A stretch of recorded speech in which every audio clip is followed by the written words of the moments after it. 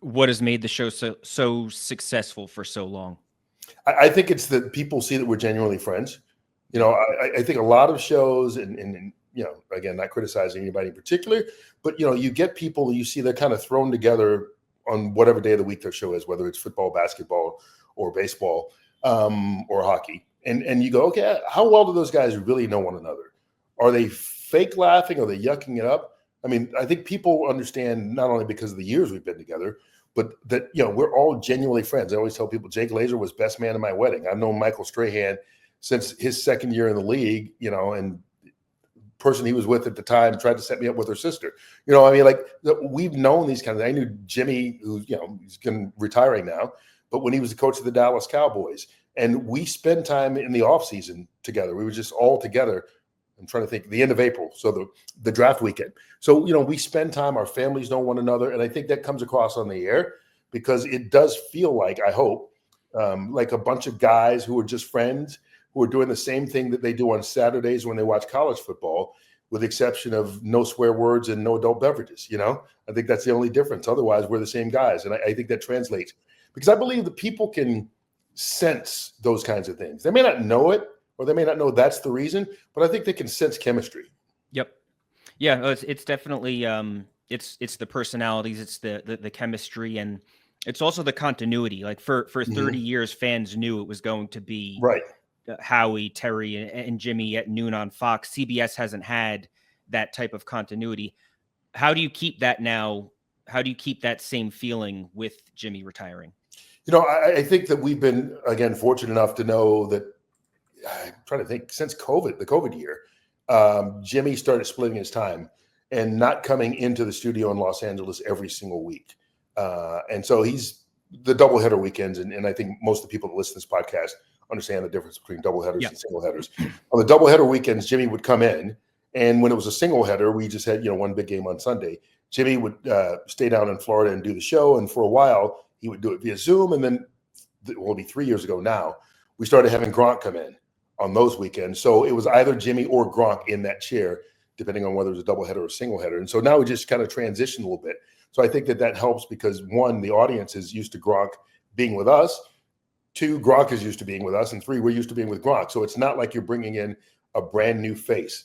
I don't think that they've announced exactly how much he's going to be working, if it's going to be more, if it's going to be the same or whatever. But I think the transition is going to be smoother because it's a familiar face and somebody that we've all worked together with. Again, I just saw Gronk Monday. No, I saw Gronk. I saw Michael. I saw Brady. I mean, so it goes back to kind of it's a group of people that we're all together quite frequently, and I think that helps. When did you learn Jimmy was retiring? That's a good question because 2 seasons ago, Jimmy told us he was retiring, and we had him a going away dinner. And we're like, oh, we're gonna miss you, hey, but it's time, I want to spend more time fishing and at home. And then that was it at the end of January because we didn't have the Super Bowl right at the NFC Championship game.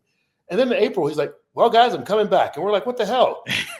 We spent money, we had a good time doing all this, but obviously we loved having him back. And so he came back 2 more years. So I don't think that we were surprised. I mean, look, Jimmy is as energetic, as focused as anybody I know at the age of 81, but he's also 81. And at some point you go, you're not doing this forever. He's flying from the Florida Keys each and every week. And so when he would come out, he and I and Terry mostly would watch college football together on Saturdays at the hotel that we stayed at in Los Angeles. And it was different this year than it has been in years past, because in the past couple of years, he would get to the end of the year and, and we're all tired. And again, with the age difference, I think and the travel and all that stuff, it hit him maybe a little bit more. And so you understood it then. This year, it was October-ish, November, that he started talking about, I'm thinking that this is it. So it was not an official goodbye then. It wasn't even official until after the Super Bowl. I know when we did the big AI retrospective on his career, a lot of people were wondering, is that it? That's one of the reasons why I asked him on the air. And he, didn't want to make a commitment at that time because he said he didn't want to do like he did before, where you say it and then you change your mind. But I was not surprised, just based off of, again, sitting around on Saturdays and shooting the crap with him, that this time he was for real. Do you have a most memorable moment with Jimmy? Yeah, I think there's no question. To me, I think it's the most memorable moment in the history of Fox Sports was when he learned that he was going in the Pro Football Hall of Fame. You know, that happened on a Saturday playoff game. It was the Seahawks and Packers, and Jimmy had no idea, honest to goodness, that David Baker from the Hall of Fame at the time was going to come on and announce that he was going in. And I've told the story before. Jimmy had assumed that he was not going in that year. He was a finalist, and David Baker had been on CBS's pregame show on Saturday for their playoff game and announced that Bill Cowher was going in. We had our pregame show on Sunday for the playoff game, and David Baker didn't come in. And so Jimmy just assumed, oh, it didn't happen on the pregame show, I'm not going on. Well, I knew that he was.